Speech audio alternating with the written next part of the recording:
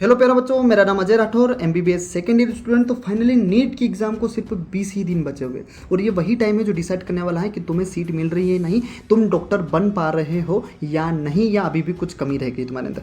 तो भाई साहब, बहुत सारे बच्चे अभी सर्च करें कि क्या 0 से 650 प्लस 20 दिन में कंप्लीट हो सकता है। दर भर के वीडियो आपको यूट्यूब पे मिलेंगे, एकदम बहुत सारे जो इन्फ्लुएंसर है आपको बताएंगे कि हाँ 0 से 650 प्लस तुम 10 दिन में, 15 दिन में, 4 दिन में, 5 दिन में कर सकते हो। भाई देखो रियलिटी क्या है, अगर तुम नॉर्मल ह्यूमन हो ना, एकदम नॉर्मल सीधे साधे इंसान, तो भाई तुम भूल जाओ कि 0 से 650 ये भाई जो साइंटिस्ट लेवल के लोग होते हैं ना, एकदम रोबोट वही करते हैं भाई, ठीक है। और अपन रोबोट नहीं, अपन इंसान है। तो भाई 0 से 650 प्लस मैं अगर होता तो भाई मुझसे तो नहीं हो पाता, और मैं अगर तुम कर पा रहे हो तो भाई तुम इंसान नहीं हो, तुम अलग ही हो, समझ रहे हो। तो भाई 0 से 650 प्लस करना बिल्कुल भी पॉसिबल नहीं है 20 दिन में, ठीक है, क्योंकि नीट का सिलेबस इतना भी आसान नहीं है। लेकिन अगर मैं कहूँ कि हाँ भाई तुम्हें 300-400 नंबर आ रहे हैं, तुम्हें 300-400 नीट में आ रहे हैं, अब तुम 650 नंबर ला सकते हो क्या?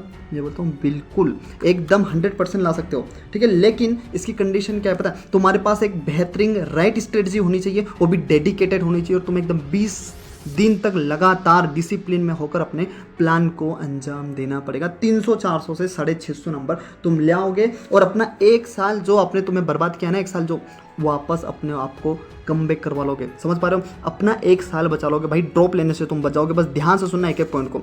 300-400 से 650 लाना बहुत ज़्यादा टफ नहीं है, बस ध्यान से एक एक चीज़ को देखना है, उसको फॉलो करना है और अप्लाई करना है, ठीक है। तो 300-400 से 650 नंबर लाने के लिए आपको क्या क्या चीज़ करना है, इसमें अपन देखने वाले हैं भाई। क्वेश्चन कैसे लगाना है, एनसीईआरटी कैसे पढ़नी है, बायोलॉजी कैसे करना है, फिजिक्स कैसे करना है, केमिस्ट्री कैसे करना है, एक एक चीज़ को अपन ध्यान से देखने वाले हैं। स्टार्ट करने से पहले एक डिस्क्लेमर मैं आपको पहले ही बता देता हूँ, ठीक है, कि ये वीडियो सिर्फ सीरियस स्टूडेंट के लिए। भाई अगर तुम हवाबाजी में अभी हो ना, कि अभी भी तुम 20 दिन में सीरियस नहीं हो पा रहे हो कि नहीं सर हम तो ये वो तुम कुछ भी कर रहे हो, भाई तो मैं बोल रहा हूँ ये वीडियो तुम्हारे लिए नहीं है। ये सिर्फ सीरियस स्टूडेंट के लिए होने वाला है कि ठीक है तुम साल भर नहीं पढ़ पाए, ठीक है कुछ दिक्कतें रह गई, तुम्हारा सिलेबस कंप्लीट नहीं हो पाया, ठीक है तुम क्वेश्चन प्रैक्टिस नहीं कर पाए, लेकिन सर हम 20 दिन के लिए तैयार है, अपने आप को कुर्बान करने के लिए तैयार है, ऐसे बच्चों के लिए ये वीडियो है। तो ये तुम सही वीडियो पर आ चुके हो। तो बात करते हैं अपन डायरेक्ट मुद्दे की।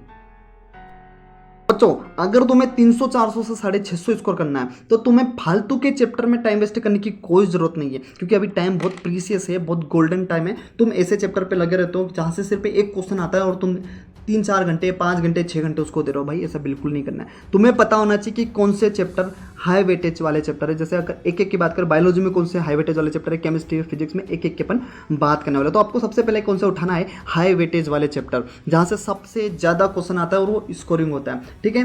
तो बायोलॉजी में हाई वेटेज वाले चैप्टर अपन देख लेते हैं। बायोलॉजी में आपको सबसे पहले तो देखो, चैप्टर तो आपको सारे 650 नंबर लाना है, तो आपको सारे के सारे चैप्टर करना है। लेकिन मैं कहूँगा कि सबसे पहले आपको क्या करना है, ये जो 18 चैप्टर है, जो 18 चैप्टर है, आपको एकदम ऐसे करना है कि फिक्स के फिक्स 330 नंबर आपको अपने फिक्स ही रखना है। और बाकी जो 30 नंबर है, वो बाकी जो 30 नंबर उसको भी छोड़ना नहीं है भाई। 360 के 360 कोशिश अपनी होनी चाहिए। तो टॉप 18 चैप्टर आप सबसे पहले करेंगे। उसमें सबसे पहले आ जाता है biological classification, animal kingdom, plant growth, morphology, cell cycle, locomotion, human reproduction, reproductive health, genetics 1, genetics 2, human health, biotech first and second, organism and population, ecosystem, biodiversity, neural control and evolution. सबसे पहले ये 18 chapter को आप एकदम ऐसे कर लेना है कि एकदम मजा आ जाए आपको, समझ रहे हो? इसको क्या करो, ऐसे इसको एकदम लिख लो, अपनी वॉल पे चिपका लो, करते जाओ, टिक करते जाओ, करते जाओ, टिक करते जाओ, करते जाओ, टिक करते जाओ। 18 चैप्टर होने के बाद में बचे हुए चैप्टर पे आपको जाना है। और इसको पढ़ना कैसे? 18 चैप्टर को देखो, सबसे पहले आपको ऐसे चैप्टर उठाने जहाँ से सबसे ज्यादा क्वेश्चन आ रहा है और वो स्कोरिंग है। होता क्या है, इजी चैप्टर पे उठाना आपको, ऐसा नहीं कि एकदम प्लांट किंगडम, एनिमल किंगडम को सबसे पहले उठा लेने भाई, ऐसे इजी चैप्टर से आपको जाना है ताकि आपका कॉन्फिडेंस बिल्डअप हो, ठीक है। एनसीईआरटी से बाहर बिल्कुल भी नहीं जाना है। तुम अगर कोचिंग के नोट्स पढ़ रहे हो अभी भी, तो भाई तुम बहुत बड़ी गलती करो। कोचिंग के नोट्स अभी नहीं पढ़ना है, सिर्फ एनसीईआरटी के ऊपर फोकस करना है। देखो ये मेरी, जब मैं नीट की प्रिपरेशन कर रहा था तब की एनसीईआरटी, देखो मैं कैसे पढ़ता था, देखो अपन बात करते हैं। तो एनसीईआरटी को एक एक पॉइंट, एक एक लाइन को आपको अच्छे से पढ़ना है, क्योंकि अपने बायोलॉजी में तो भाई 360 में से 360 लाने की आपकी कोशिश होनी चाहिए, और तभी पॉसिबल है जब आपको एनसीईआरटी अच्छे से आती हो। तो एनसीईआरटी में आपको क्या करना है, हर एक लाइन को, हर एक डायग्राम को अच्छे से पढ़ना है। हर एक लाइन को, हर एक डायग्राम को, जितने भी ब्रैकेट में चीज़ें दी हुई हैं, हर एक चीज़ को बढ़िया तरीके से आपको देख लेना है। जो गोल्डन पॉइंट्स लिखे हैं, ठीक है, अच्छे से देखना है इनको, ठीक है।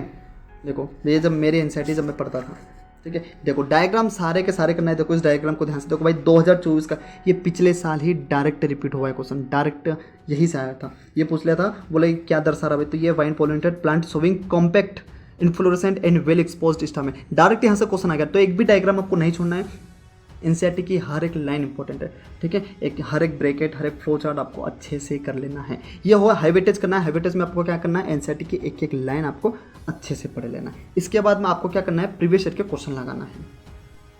प्रीवियस ईयर कहने का क्यों कह रहा हूँ, देखो इस क्वेश्चन को ध्यान से देखो तुम, 2023 का, upon exposure to UV radiation DNA stained with ethidium bromide will show bright orange colour. कब आए थे, 2023 में। अब इसी क्वेश्चन को और देखो, DNA stands on a gel stand with ethidium bromide when viewed under UV radiation appear as bright orange bed। भाई 2021 का क्वेश्चन डायरेक्ट 2023 में रिपीट हुआ है, मतलब डायरेक्ट ये देखो 2020 में भी सेम यही से इथिडियम ब्रोमाइड वाला क्वेश्चन यहाँ से आया, 2020 2021 फिर एक साल उसने छोड़ दिया, 2023 में उसने वापस दे दिया। तो मेरे कहने का मतलब ये है कि भाई साहब तुम्हें प्रीवियस ईयर के क्वेश्चन लगाना है, क्योंकि प्रीवियस ईयर के क्वेश्चन डायरेक्ट रिपीट होते हैं। क्या बोल लिया मैंने कि PYQ डायरेक्ट रिपीट होते हैं, ठीक है, बायोलॉजी के केस में। तो आपके प्रीवियस ईयर को अच्छे से कर लेना है। तो सबसे पहले आपको करना है हाई वेटेज 18 चैप्टर आपको अच्छे से कर लेना है, फिर बचे हुए चैप्टर को आपको करना है। दूसरी बात, आपको एनसीईआरटी को अच्छे से पढ़ लेना है, एक एक फ्लो चार्ट, एक एक डायग्राम, एक एक लाइन अच्छे से आना चाहिए। फिर प्रीवियस ईयर का क्वेश्चन करना है, क्योंकि रिपीटेड क्वेश्चन यही से आता है।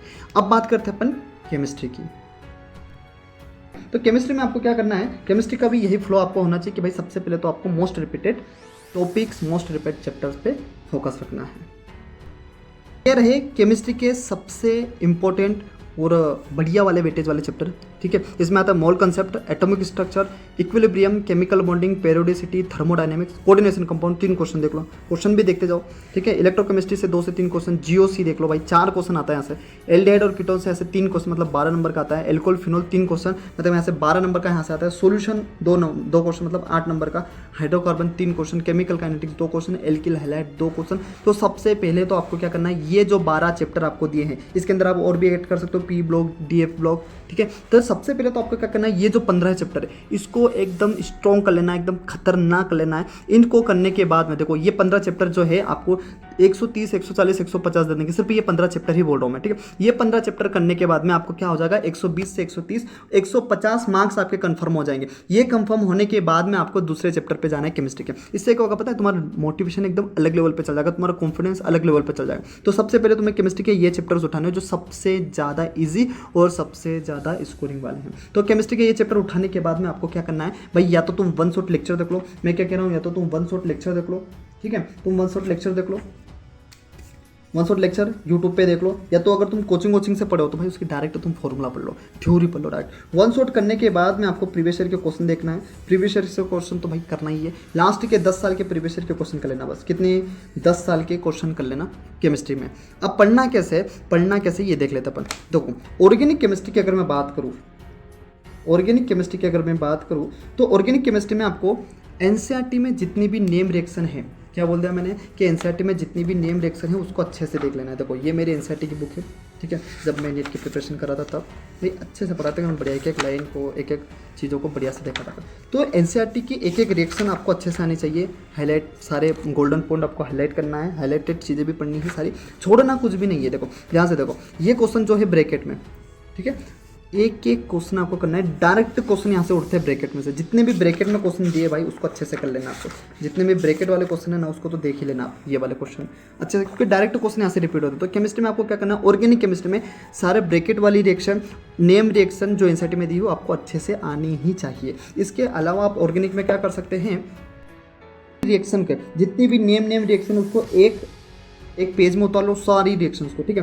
शॉर्ट ट्रिक्स उसकी या फिर शॉर्ट नोट्स बना लो बढ़िया, ताकि मल्टीपल टाइम बार बार नेम रिएक्शन को तुम रिवाइज कर सको। तो ऑर्गेनिक केमिस्ट्री में आपको क्या करना है भाई, सारी रिएक्शन आपको याद होनी चाहिए, और सारे ट्रेंड्स, इसमें कुछ थोड़े बहुत एक्सेप्शन हो तो वो भी देख लेना है। लेकिन ऑर्गेनिक में मेनली होता है आपके नेम रिएक्शन ही होती है। एक्सेप्शन की अगर बात करें तो इनऑर्गेनिक में मेनली देखने को मिलती है, जहाँ से सबसे ज़्यादा क्वेश्चन एक्सेप्शन बेस्ड क्वेश्चन आता है। फिजिकल केमिस्ट्री की मैं बात करूँ, फिजिकल केमिस्ट्री जब आप उठाओगे, ठीक है, तो फिजिकल केमिस्ट्री में आपको सबसे पहले, या तो अगर आपने कोचिंग ले रखी है तो आप डायरेक्ट फॉर्मूला पढ़ो, थ्योरी पढ़ो और PYQ को सॉल्व जो PYQ है अपने प्रीवियस ईयर के क्वेश्चन उसको डायरेक्ट सोल्व कर सकते हो। ये फिजिकल में आप ऐसे कर सकते हो। NCERT के देखो, आप जब फिजिकल केमिस्ट्री के NCERT उठाओगे तो एक चैप्टर में मुश्किल से आपको 5 से 8 क्वेश्चन ब्रैकेट वाले आपको देखने को मिलेगा भाई। अगर तुम उसको कर लो तो ना डायरेक्ट उसी में से आता है भाई, 1-2 क्वेश्चन तो उसी में से रिपीट कर देते हो। NCERT में जो क्वेश्चन दिया है, ठीक है, जो ब्रैकेट वाले क्वेश्चन में तो वही कर लेता था भाई, वही कर लेता था और PYQ कर लेता। बहुत अच्छे स्कोर आए थे मेरे, ठीक है। तो एक चैप्टर में 5 से 8 क्वेश्चन होते हैं NCERT में, आप उसको कर लो। इसके बाद में आपको क्या करना है, फॉर्मूला शीट आपको तैयार करनी ही है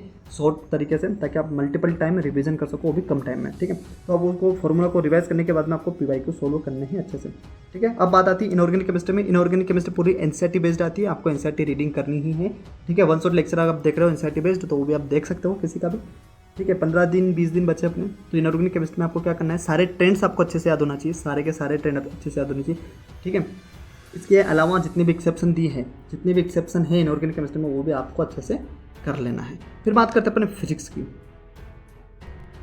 भी आपको क्या करना है, सबसे ज़्यादा हाई वेटेज वाले चैप्टर को पहले तो कंफर्म कर लो। हाई वेटेज वाले चैप्टर को आप एकदम कंफर्म कर लो कि हाँ इसमें से तो अपने नंबर कटने वाले नहीं है।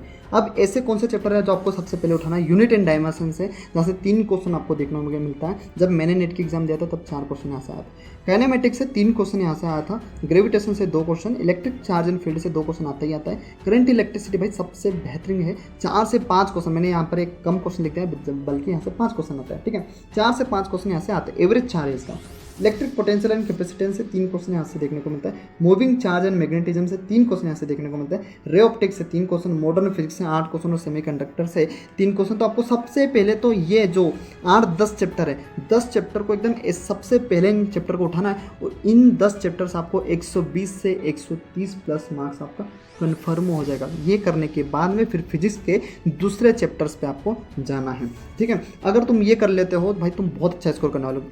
सबसे पहले तो बायोलॉजी के सिलेक्टेड टॉपिक्स कर लो, चैप्टर कर लो, फिर केमिस्ट्री के और फिर फिजिक्स के। इससे क्या होगा पता है, तुम्हारा कॉन्फिडेंस बिल्डअप हो जाएगा। तो कुछ 550-600 तक तो तुम्हें इन चैप्टर से मिल जाएगा, ठीक है। इसके बाद में आपको प्लान बी करना है। प्लान बी में इनके अलावा जो चैप्टर है उनको कर लेना, तुम 600-650 आराम से जाओगे, ठीक है। तो करना क्या है, इसी स्ट्रेटजी को करना है। सबसे पहले तो टॉप हाई वेटेज चैप्टर को आपको लिखना है, ठीक है, जिसकी मैंने लिस्ट आपको दे दी है। करते जाना, टिक करते जाना, फिजिक्स में हो, केमिस्ट्री में हो या बायोलॉजी में। सबसे पहले तो इन चैप्टर्स को आपको अच्छे से करना है। ये करने के बाद ही आपको दूसरे चैप्टर की ओर बढ़ना है, ठीक है।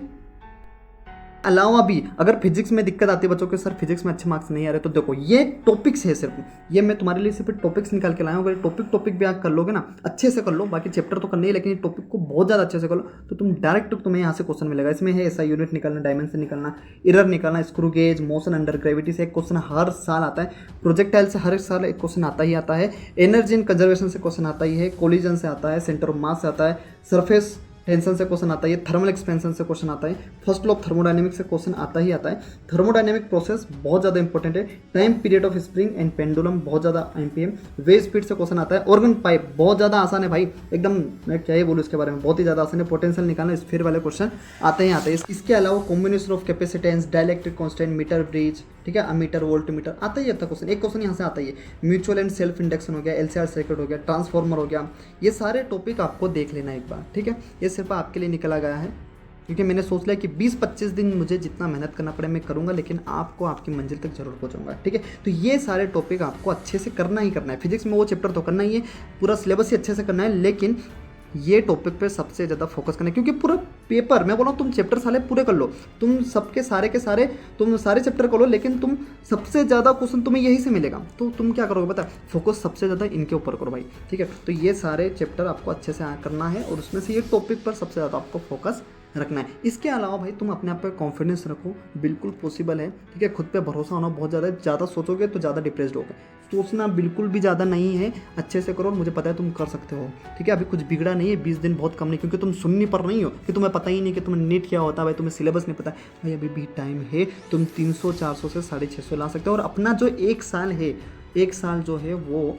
बचा सकते हो। इसके अलावा भाई देखो मैंने टॉपिक भी बता दिया, तुम्हें क्वेश्चन भी चाहिए ना कि भाई बता दो कौन सा क्वेश्चन आने वाला है, कौन से ऐसे क्वेश्चन है जो सबसे ज़्यादा रिपीट हो रहा है, तो इस चैनल को सब्सक्राइब करो अभी के अभी, अगला वीडियो उसी के ऊपर मैं लेके आने वाला हूँ, ठीक है। डायरेक्ट क्वेश्चन आपको मेन एग्जाम में मिलने वाला है, तो पढ़ते रहो बढ़िया तरीके से, अपने ऊपर फोकस रखो। 20 दिन कम से कम 20 दिन तो अपने आप को दो और अपना मन चाहा मेडिकल कॉलेज उठाओ। ओके, मिलते हैं अगले वीडियो में, तब तक के लिए बाय।